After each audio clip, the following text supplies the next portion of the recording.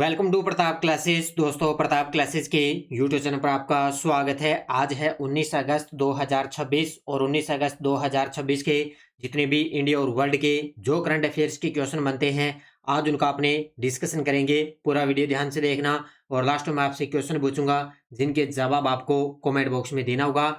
आज अपने पढ़ेंगे कि खेल मंत्रालय ने राष्ट्रीय खेल पुरस्कार 2025 की घोषणा। रक्षा मंत्री ने अपराजिता परंगला 2026 ट्रैक को किया रवाना और भारतीय सेना प्रमुख धीरज सेठ को मानद जनरल रैंक की उपाधि से सम्मानित किया गया है। इनकी आज हम चर्चा करेंगे पूरे लेटेस्ट न्यूज़ के साथ में। डेली आपको सुबह ये करंट अफेयर्स की क्लास आपको मिलती है। जो भी साथी bank, UPSC, SSGD, RAS, railway, SI, CAT कोई भी एग्जाम हो, उन सभी एग्जाम के लिए डेली की क्लास ये आपको कंटिन्यू मिलती रहेगी। तो सभी साथी एक बार करेंगे सेशन को लाइक शेयर। सभी साथियों को प्यार भरा नमस्कार, गुड मॉर्निंग। सबसे पहले हमने कल 18 अगस्त को हमने क्या पढ़ा? भारत थाईलैंड संयुक्त सैन्य अभ्यास मैत्री के 15वें संस्करण 2026 का आयोजन कहाँ हो रहा है? तो सूरत थानी, थाईलैंड के अंदर। राष्ट्रपति द्रौपदी जी मुर्मू द्वारा स्वीकृत 78 वीरता पुरस्कारों में निम्नलिखित में से किसे शौर्य चक्र प्रदान किया गया? तो मरणोपरांत मेजर आदित्य प्रताप सिंह को। भारत की 2026 की ब्रिक्स अध्यक्षता के अंतर्गत ब्रिक्स आईसीटी ट्रैक का आयोजन कहाँ किया जा रहा है? तो ये किया जा रहा है पुणे के अंदर। और भारत 18 अगस्त 2026 को नई दिल्ली में ब्रिक्स देशों के पर्यावरण मंत्रियों की कौन सी बैठक की मेजबानी की? ये हुई है 12वीं बैठक। और सूर्यपथ तिरंगा ग्लोबल रिले की शुरुआत कहाँ से हुई? हुआ फिजी से। स्वतंत्रता दिवस 2026 के अवसर पर मोदी जी ने लाल किले से किस नई विकास रणनीति का परिचय दिया?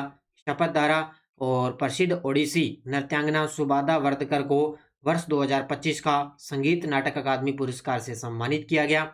एशिया का पहला रेगिस्तान थीम वाला ड्राइव थ्रू नाइट सफारी और जूलॉजिकल पार्क कहाँ बनाया जाएगा? बनासकांठा, गुजरात में। और हरियाणा के पलवल में 13 अगस्त 2026 को आयोजित तिरंगा यात्रा ने कितने वर्ल्ड रिकॉर्ड बनाए? तो ये 2 बनाए हैं। तो ये हमने कल अच्छे तरीके से पढ़ा, डिटेल में पढ़ लिया। इसका टेस्ट आपको इस डेली वाली टेस्ट सीरीज में, ऑल इन वन की टेस्ट सीरीज में आपको मिल जाता है। डेली क्लास का test, daily PDF, weekly test, monthly test और मंथली पीडीएफ आपको उपलब्ध हो जाती है। तो ये प्रताप क्लासेज एप्लीकेशन में आपको ये टेस्ट सीरीज मिल जाएगी। वहां पे आप ये टेस्ट सीरीज जरूर ज्वाइन कर सकते हैं। अब करें स्टार्ट आज की क्लास। सभी साथी एक बार कर दें सेशन को लाइक और शेयर। पहला प्रश्न आपके सामने और बड़ा ही गजब गजब का प्रश्न है।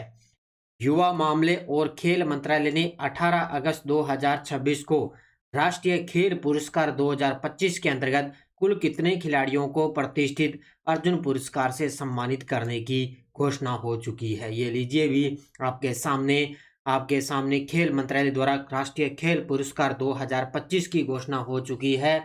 और इनमें मुख्य रूप से अर्जुन पुरस्कार है वो दिए जाएंगे कितने खिलाड़ियों को? 17 खिलाड़ियों को सम्मानित करने की घोषणा हो चुकी है। अब की बार मेजर ध्यानचंद जो खेल रत्न पुरस्कार है वो किसी भी खिलाड़ी को नहीं दिया जाएगा, किसी को नहीं मिला, सीधा आपको मिलेगा किसको? अर्जुन पुरस्कार 17 खिलाड़ियों को। इसके अलावा कौन सा? द्रोणाचार्य पुरस्कार, बाकी राष्ट्रीय खेल प्रोत्साहन 2025। अब इसके अंदर जो 17 खिलाड़ी हैं वो आपको नाम याद रखने हैं। ये मुख्य मुख्य खिलाड़ी हैं, जैसे आपके सामने हैं तेजस्वी शंकर है, इसके अलावा ये दिव्या देशमुख है शतरंज की खिलाड़ी। ठीक है, अब देखो कौन कौन सी खिलाड़ी। तो युवा मामले खेल मंत्रालय ने 18 अगस्त 2026 को राष्ट्रीय खेल पुरस्कार 2025 के अंदर 17 खिलाड़ियों को अर्जुन पुरस्कार देने की घोषणा हो चुकी है। अब 17 के 17 खिलाड़ी आपको याद रखने हैं। श्री तेजविशन शंकर है एथलेटिक्स के, श्री मोहम्मद अजमल वी एथलेटिक्स के, सुश्री प्रियंका गोस्वामी एथलेटिक्स, सुश्री त्रिशा जोली बैडमिंटन की खिलाड़ी, सुश्री पुलेला गायत्री गोपीचंद बैडमिंटन के खिलाड़ी। अब ये 17 खिलाड़ी हैं जिनको अर्जुन पुरस्कार देने की घोषणा हुई है। श्री नरेंद्र मुक्केबाजी, श्री विदित संतोष गुजराती शतरंज के खिलाड़ी, सुश्री दिव्या जितेंद्र देशमुख की खिलाड़ी है शतरंज की, धनुष श्रीकांत बधिर निशानेबाज से, सुश्री लाल रेमी अश्यामी हॉकी के खिलाड़ी, राजकुमार पाल हॉकी के खिलाड़ी, श्री सुरजीत कबड्डी के खिलाड़ी, सुश्री पूजा कबड्डी के खिलाड़ी, रुद्रांश खंडेलवाल ये देखो राजस्थान के पैरा शूटिंग, सुश्री एकता बाहन पैरा एथलेटिक्स के, श्री अरविंद सिंह नौकायन से और श्री अखिल श्योरान निशानेबाजी से। तो तो ये आगे आपके 17 खिलाड़ी जिनको अभी ताजा अर्जुन पुरस्कार देने की घोषणा हो चुकी है। अब ये 17 खिलाड़ी मैंने आपको करवा दिए, अब कोई भी उठा के आपको एग्जाम में मिल सकता है। इसके अलावा श्री आई अरुमेग्यामन को एक प्रो फुटबॉल खिलाड़ी हैं। इनको 1962 के एशियाई खेलों में भारत की स्वर्ण पदक विजेता टीम का हिस्सा थे। इनको लाइफ टाइम अचीवमेंट श्रेणी में अर्जुन पुरस्कार के लिए चुना गया है। तो ये याद रखना, लाइफ टाइम अचीवमेंट श्रेणी के अंदर पूछे अर्जुन पुरस्कार तो श्री आई अरुमेग्यामन को ये मिला है, ये फुटबॉल खिलाड़ी हैं। अब इसके अलावा जो कौन कौन से खिलाड़ी हैं देखो, अब देखो द्रोणाचार्य पुरस्कार के विजेता हैं 3 खिलाड़ी, परवीर सिंह एथलेटिक्स के, छोटे लाल यादव बॉक्सिंग के और नेहा नंद कुमार चवन शूटिंग के खिलाड़ी। ये 3 खिलाड़ी हैं जिनको द्रोणाचार्य पुरस्कार से सम्मानित किया जाएगा। इसके अलावा द्रोणाचार्य पुरस्कार लाइफ टाइम श्रेणी 2025 के अंदर किसको मिलेगा?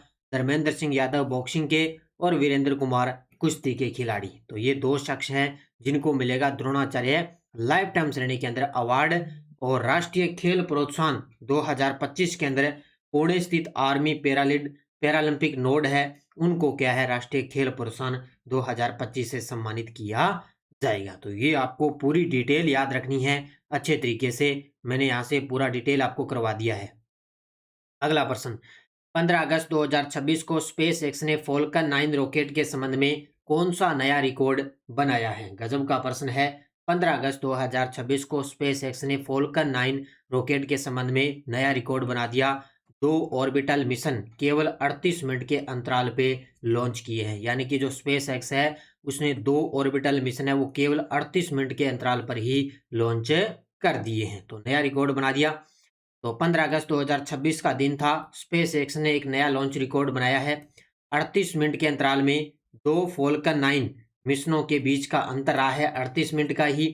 पहला लॉन्च हुआ था फ्लोरिडा से 8 ग्लोबस्टार उपग्रह और दूसरा लॉन्च हुआ था कैलिफोर्निया से USSF 336 पेलोड। ये दोनों के दोनों मात्र 38 मिनट का अंतर था। इसमें स्पेस एक्स की तेज लॉन्च गति और रॉकेट पुनः प्रयोग क्षमता प्रदर्शित हुई है। तो गजब का प्रश्न है, स्पेस एक्स ने नया लॉन्च रिकॉर्ड बना दिया 15 अगस्त 2026 को। एशियाई जूनियर ब्लिट्ज शतरंज चैंपियनशिप 2026 में ओपन और गर्ल्स वर्ग में स्वर्ण पदक किसने जीते हैं? तो एशियाई जूनियर ब्लिट्ज शतरंज चैंपियनशिप 2026 हुई, उसके अंदर ओपन और गर्ल्स वर्ग में स्वर्ण पदक जीते हैं। एक तो है विघ्नेश शर्मा और सरन्या देवी, ये 2 खिलाड़ी हैं। ये देखो आपके सामने विघ्नेश वर्मा और सरन्या देवी, दोनों के दोनों इन्होंने क्या है ब्रिटिश शतरंज चैंपियनशिप में ओपन और गर्ल्स वर्ग में स्वर्ण पदक इन्होंने जीते हैं। तो एशियाई जूनियर ब्रिटिश शतरंज चैंपियनशिप 2026 हुई, विघ्नेश वर्मा ओपन वर्ग के अंदर स्वर्ण पदक जीता और सरन्या देवी ने गर्ल्स वर्ग के अंदर स्वर्ण पदक जीता है। कहाँ हुई ये? ITC मराठा सेशन मुंबई के अंदर इस चैंपियनशिप का आयोजन 17 अगस्त को हुआ। किसके आयोजक रहा? महाराष्ट्र जो शतरंज संघ है वो इन्होंने इसका आयोजन करवाया था। तो गजब का प्रश्न है, एशियाई जूनियर ब्रिटिश शतरंज चैंपियनशिप। अब 2 खिलाड़ी तो ये आगे, अब इसके अंदर 5 टॉप खिलाड़ी रहे थे। प्रथम पे विघ्नेश वर्मा, द्वितीय पे शरणार्थी वीरेश नंदनीश VS 3 नंबर पे, चौथा स्थान रहा था अक्षय गौरांगवकर का और 5वां नंबर माधवेंद्र प्रताप वर्म शर्मा का। ठीक है, तो ये 5 खिलाड़ी हैं जो ये ओपन ब्रिटिश के अंदर 5 खिलाड़ी टॉप पे रहे। तो महिला के अंदर कौन जीता? सरन्या देवी ने गर्ल्स वर्ग में स्वर्ण पदक जीता है। 18 अगस्त 2026 को अपराजिता प्रंग ला 2026 ट्रैक को हरी झंडी किसने दिखाई है? ये देखो आपके सामने, और ये गजब का प्रश्न है, पक्का एग्जाम के अंदर टपकेगा। हमारे देश के रक्षा मंत्री राजनाथ सिंह जी ने एक और जो है अभियान ट्रैक को हरी झंडी दिखा दी। अपराजिता प्रंगला 2026 हमारे देश के रक्षा मंत्री जी ने। अब ये क्या है वो देखो। तो 18 अगस्त 2026 की बात, रक्षा मंत्री राजनाथ सिंह जी ने अपराजिता प्रंगला 2026 ट्रैक को रवाना कर दिया है।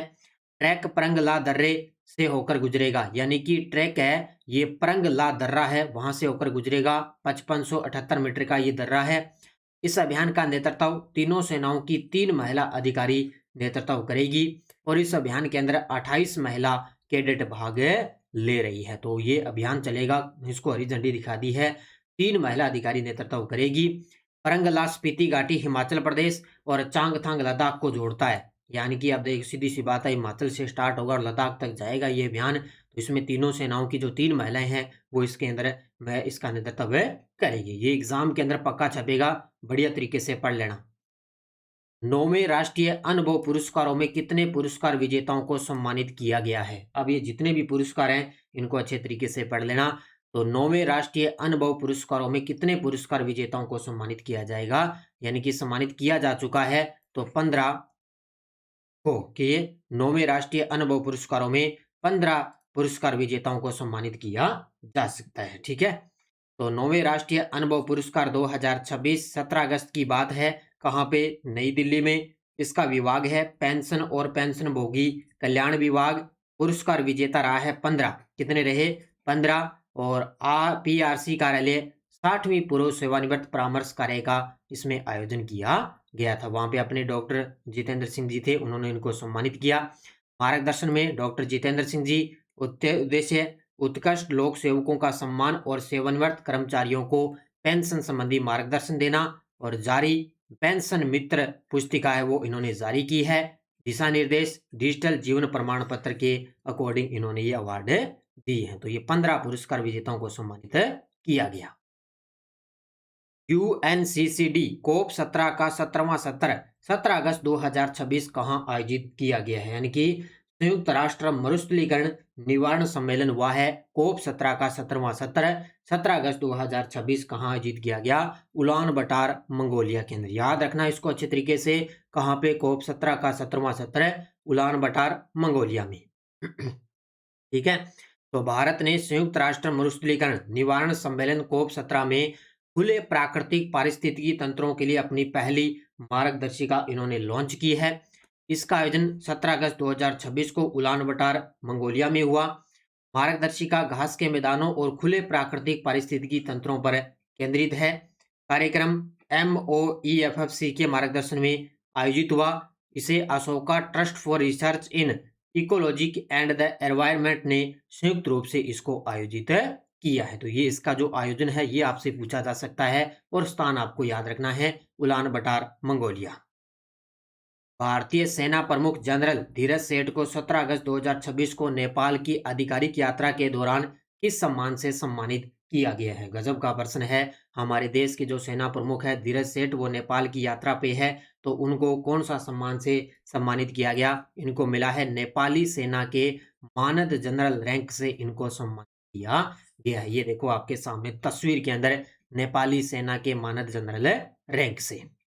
तो स्थान काठमांडू नेपाल के अंदर भारतीय सेना प्रमुख जनरल धीरज सेठ, इनको सम्मान नेपाली सेना के मानद जनरल रैंक से इनको सम्मानित किया गया।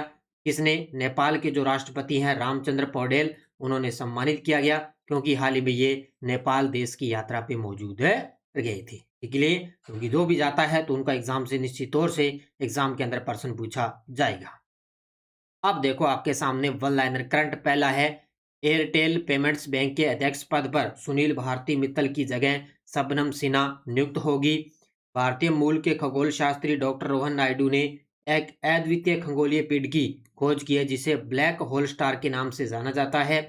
भारतीय निर्वाचन आयोग ने पटना के ज्ञान भवन में आयोजित electoral literacy clubs and ECI net सम्मेलन के दौरान इलेक्ट्रोल लिटरेसी क्लबों यानी कि ALC 2.0 का शुभारंभ इन्होंने किया है। तो ये सीधा आपको पूछा जा सकता है कहाँ से? हमारे निर्वाचन आयोग जो ज्ञानेश कुमार है उन्होंने पटना के अंदर इसकी शुरुआत की है। तो ये वन लाइनर अच्छे तरीके से आपको याद रखने हैं। ये टेलीग्राम ग्रुप है, कोई सूचना, कोई लिंक, कोई नोटिफिकेशन सब आपको टेलीग्राम पे अपडेट मिलती है। पिछले वीडियो का क्वेश्चन, भारतीय वायुसेना और रॉयल मलेशिया वायुसेना के बीच में कौन सा द्विपक्षीय वायुव्यास उदारा शक्ति 2026 कब से कब हुआ? 10 से लेकर 14 अगस्त 2026। बहुत सारे साथियों ने बहुत सारे गजब के जवाब दिए, उन सभी को बहुत बहुत शुभकामनाएं। अब देखो क्वेश्चन फॉर यू, राष्ट्रमंडल तलवारबाजी चैंपियनशिप 2026 के अंदर भारत ने कुल कितने पदक जीते? 30, 32, 35, 38। इसका जवाब आपको कमेंट बॉक्स में देना है। और यस्टे डोज मध्य प्रदेश में विशेष रूप से बेगा जनजाति द्वारा की जाने वाली स्थानांतरित कृषि बेवर कहलाती है। आंध्र प्रदेश और उड़ीसा में प्रचलित स्थानांतरित कृषि पोडू कहलाती है। पश्चिमी घाट क्षेत्र में विशेष रूप से केरल में प्रचलित कुमारी कहलाती है। और राजस्थान में तो आप जानते हो वालरे इसको कृषि कहते हैं। और कृषि के क्षेत्र में HV वाई वी का पूर्ण रूप क्या है? High yielding variety. ये प्रश्न आए हुए हैं, दोबारा रिपीट होंगे सीईटी वाले, खास तौर से इनको बढ़िया तरीके से पढ़ लेना। अब देखो नेक्स्ट डोज, भारत में किस राज्य में कोयला भंडारों का उच्चतम अनुमानित निक्षेप है? यानी कि किस राज्य में सबसे ज्यादा? कालाहांडी और कोरापुट मैग्नीज भंडार क्षेत्र किस राज्य में अवस्थित है? गुरु महिसानी लोह ऐसे की खान किस राज्य में है? बेलाडीला लोह ऐसे की खान किस राज्य में है? और सलेम लोह ऐसे की खान किस राज्य में है? तो पांचों के जवाब आपको कमेंट बॉक्स में देना है। तो ये थी आज की अपनी क्लास अच्छे तरीके से, और ये एसआई 2021 आरएस एग्जाम के लिए अपनी करंट अफेयर्स की बुक बाजार के अंदर उपलब्ध है, नानक क्लासेस की। इसको आप ऑनलाइन भी मंगवा सकते हो, नानक पब्लिकेशन का ऐप डाउनलोड करके। बाकी एसआई 2021 री एग्जाम की करंट अफेयर्स की टेस्ट सीरीज भी चल रही है, इसमें टेस्ट पीडीएफ सब कुछ उपलब्ध है। सीईटी के 10 मॉडल पेपर हैं, आरएस प्री की करंट अफेयर्स की टेस्ट सीरीज है, ये सारी आपको प्रताप क्लासेज एप्लीकेशन पे मिल जाएगी। तो एप्लीकेशन डाउनलोड कर लेना, वहां से आपको ये टेस्ट सीरीज मिल जाएगी। तो सभी साथी करें वीडियो को जाते जाते लाइक और शेयर। ये थी आज की अपनी करंट अफेयर्स की क्लास। धन्यवाद। जय हिंद, जय भारत, जय राजस्थान।